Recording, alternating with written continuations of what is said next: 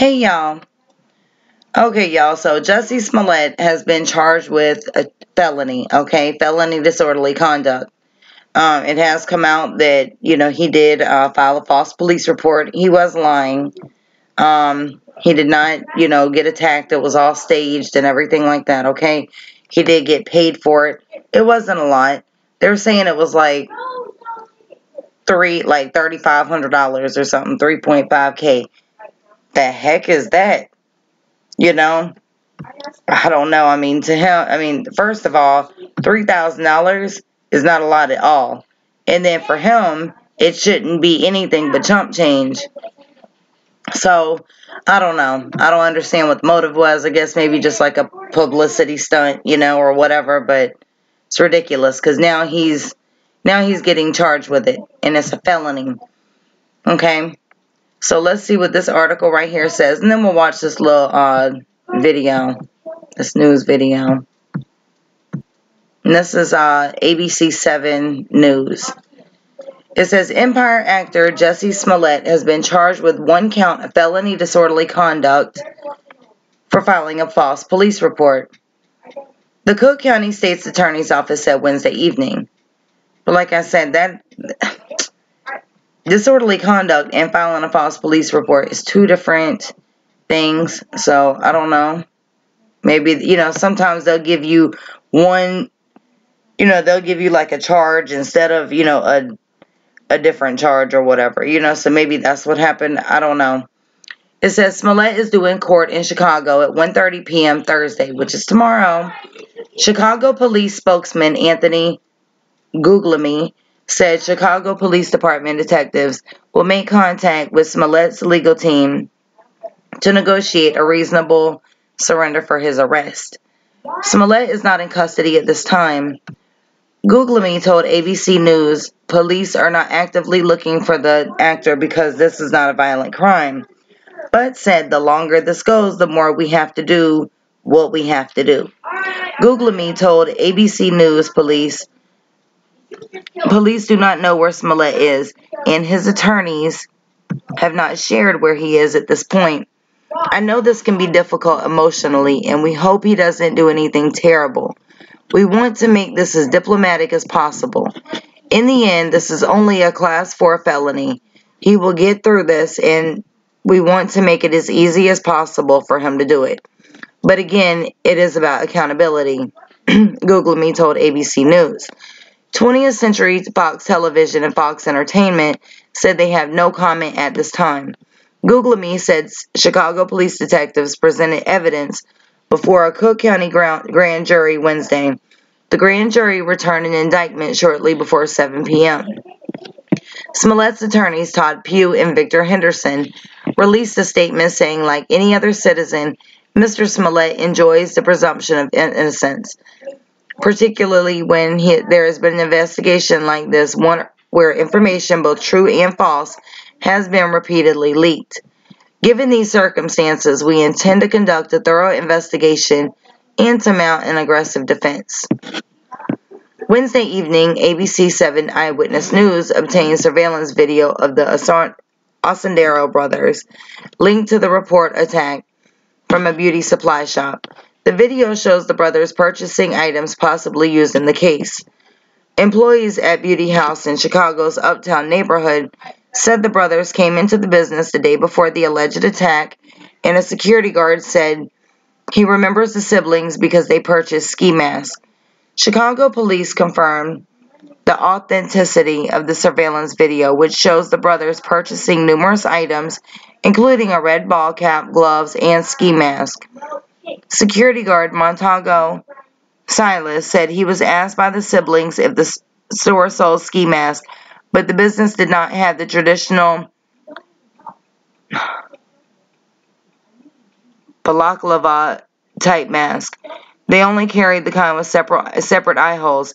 He thought it strange that they purchased them. It was bizarre because it was unusual for people to purchase these type of masks, not since the 70s, but I thought it was a little strange, Montago said. There's the infamous mask right there. The surveillance video also shows them leaving the store. They get into a silver-colored two-door coupe before driving away. Hours later, Smollett reported the alleged attack. Montalvo said he's been keeping up with the Smollett story, but never thought he'd become a part of it. It's just sad. It really is. The attorney representing the Sondero brothers said her clients have been fully cooperating with the investigation and do not expect to be charged. Smollett reported on January 29th that he was attacked by two masked men who hurled racist and homophobic slurs at him, beat him, threw some type of chemical liquid on him, and looped a rope around his neck in Chicago's Streeterville neighborhood. 2 days after the alleged attack, Chicago police released surveillance images of two people they say they considered persons of interest in the attack. The pair were later identified as brothers and brought in for questioning. A law enforcement source said the brothers alleged Smollett paid them to orchestrate and stage the attack. The brothers said Smollett was upset that the threatening letters sent to Empire Chicago Studios didn't get enough attention. Detectives are actively investigating the allegation, but have not confirmed it to be true. Wednesday, Google Me confirmed prosecutors are speaking with Jussie Smollett's attorneys as part of their investigation into an alleged attack on the Empire actor. Google Me said he could not confirm reports that half a dozen subpoenas seeking Smollett's cell phone and bank records have been issued. The only tool for detectives to be able to corroborate information is a search warrant and a subpoena. I am not at liberty to discuss the specifics, but it is not uncommon for any detective or law enforcement to subpoena records, Google Me said. Over the weekend, Chicago police said they were eager to re-interview Smollett after releasing the two brothers without charges. The FBI and the U.S. Postal Inspection Service are investigating the letter, which was sent to the Chicago studio for Empire on January 22nd. And whether Smollett played a role in sending the letter, two federal officials confirmed to ABC News.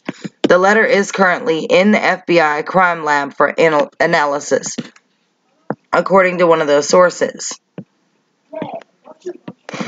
Cook County State's Attorney Office, Kim Foxx, rescued herself from the investigation surrounding the alleged attack on Smollett. Her office told ABC News on Tuesday.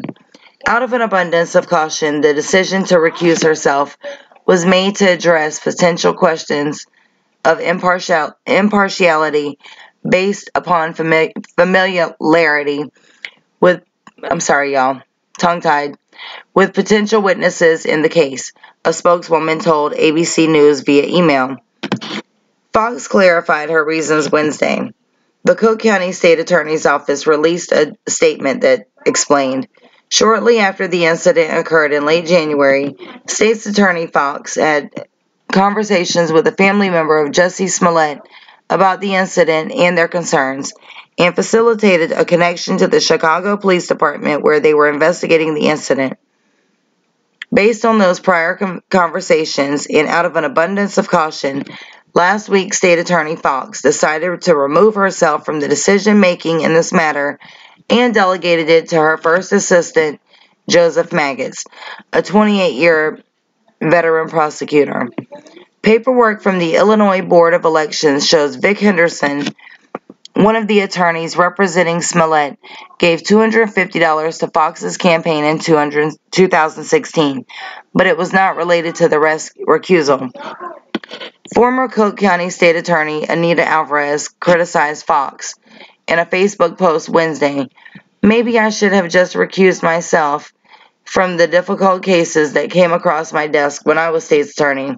I was under the impression that when the voters elected me and I took my oath of office, it meant I had to do my job.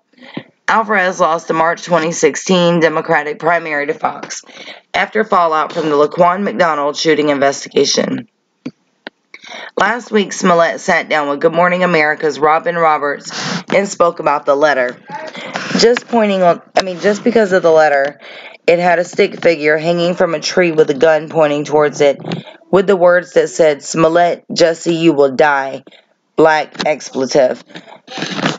Smollett said. There was no address, but the return address said in big red, like caps, MAGA. Did I make that up too? After the police department investigated Smollett's attack for weeks as a possible hate crime, they discovered that one of the brothers bought the rope to be used in the attack at a local hardware store. The Chicago Sun-Times reports the store was at Crafty Beaver hardware store in Ravenswood. ABC 7 Eyewitness News learned Tuesday that Smollett pleaded no contest to DUI, driving without a license, and providing false information to law enforcement in Los Angeles in 2007. He was sentenced to 2 years of probation and either spent 3 days or paid a fine of $100 for the 3 misdemeanor charges. According to the LA City Attorney's Office, though it is unclear which option he chose, if convicted of filing a false police report, which is a felony in Illinois, Smollett could face up to 3 years in prison. It just, like I said, it's sad. It's sad that he feels like he has to do something, for a publicity stunt. I mean, if any of y'all have watched Empire, he is first of all, to me, this is my opinion, okay? I don't know what anybody else thinks.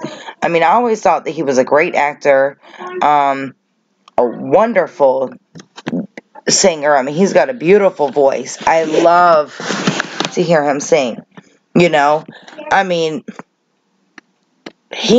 he's out there. He's out there in the public eye. Why do you need this type of publicity stunt? I just don't get it. And, but then what I also don't understand is, okay, the state attorney. Oh, well, we're going to try to make this, basically as painless as possible. We're going to, do whatever we got to do and, just make it easy on him. Okay.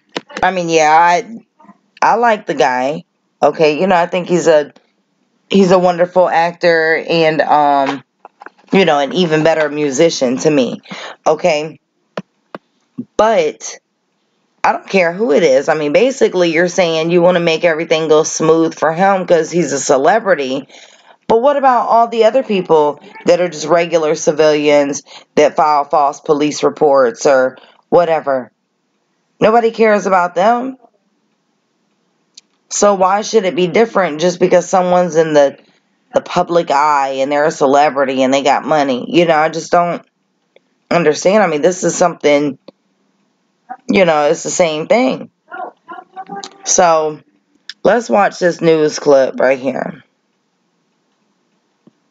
In the Jussie Smollett investigation, the Cook County State's Attorney just announced that Smollett is now charged with a felony. The announcement of charges coming just minutes after 2 brothers at the heat and the heart of this investigation leaving the criminal courts building at 26th in California after speaking to a grand jury. Smollett is charged with 1 count of felony disorderly conduct for filing a false police report.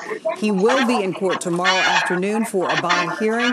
Now, this comes 3 weeks after Smollett first told police he was the victim of a hate crime, that he was attacked by 2 men in Streeterville, beaten, had a rope put around his neck, and that his attackers made reference to MAGA country. Since then, 2 Chicago brothers who know Smollett were taken into custody and questioned, eventually cleared as suspects when police say they shared new information about the case. Now, the attorney for those brothers speaking outside the courthouse today, just a short time ago, saying her clients have done nothing wrong and do not expect to be charged. It was never a change of heart.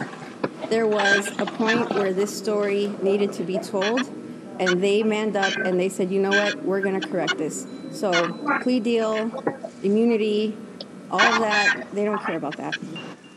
Well, we did catch up with the brothers leaving court tonight, and they quickly got inside a waiting car that pulled away. Tonight, it's still unclear at this point where Jussie Smollett is located. And it's like, if all of it's true and he did, file this false police report, I hate that he did that, because, like I said, to me, it's ridiculous, I don't like when, when these celebrities do all these publicity stunts and stuff like that. It's just like, you're already, you're already being seen. You know, people are already watching you. You know, we already know who you are. What's the point in doing all that? You know? I mean, I know it can be, you know, greed or, you know, whatever. They want money and all this stuff. Okay, I understand all that, but it's just going a little bit too far, you know? But, I mean, especially when you're, you know, doing things like this, you know, saying it was a hate crime and, you know, I mean, you know, because he's gay and then, you know, racist remarks and stuff. I mean, that's just taking things way too far to me. You know, and that's opening a whole new can of worms, you know, basically. You know, and this is exactly how people stay divided. You know, everybody needs to come together as one. We shouldn't be divided. But things like this, just a lie from a celebrity, you know, I mean, that could cause just a huge uproar. You know, and we don't need that. Nobody needs that. You know, everybody needs to just stay calm. Everybody needs to be together, come together as one. You know, I mean, this could cause a whole lot of, just lies like this could cause a whole lot of ruckus, you know. But, you know, however, I mean, if he, you know, for some reason, if he wasn't lying, you know, if he was telling the truth, then, you know, I mean, that had me worried, you know, about him, you know, like, oh my God, you know, that's crazy, you know, when I saw that it was going on. It's just sad, you know, I hate to see that the little guy is, you know, going through whatever he's going through, you know, to the point that he feels like he needs attention, you know, or whatever. He needs more attention than what he's getting. So, I don't know. Here, let me look at this surveillance video because I haven't even seen this.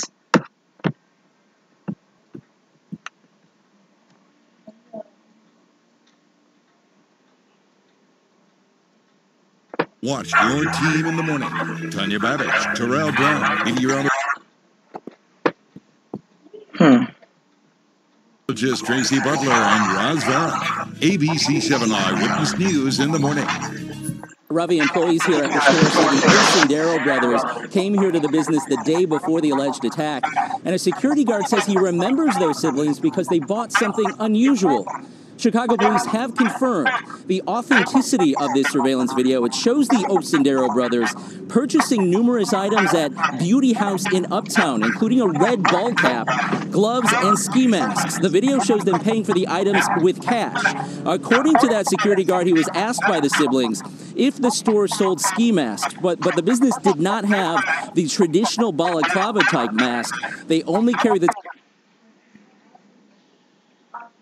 type with separate eye holes, and he thought it strange that they purchased them. It was unusual for people to purchase these type of masks, not since the 70s, but I thought it was a little strange. That security guard giving us a closer look at that style of ski mask. Not a popular item, he says, but the siblings purchased them anyway. The surveillance video also shows the brothers leaving the store. They get into a silver-colored two-door coupe. The make and model hard to make out before driving away. And again, hours later, Smollett reported that alleged attack. The security guard says he has been keeping up with the Smollett story. Never thought he'd become part of it. Okay. So y'all leave your thoughts and comments below. Tell me what y'all think about this whole situation, okay? And if y'all would like to send me anything, if y'all would like to send me anything, you can do so on my email, or you can add me on Facebook and send whatever you like through there. If y'all have not subscribed to my other channel, please click on the link down below, subscribe, and don't forget to hit the notification bell. Till the next time I talk to y'all, I love y'all, and y'all have a wonderful, wonderful night.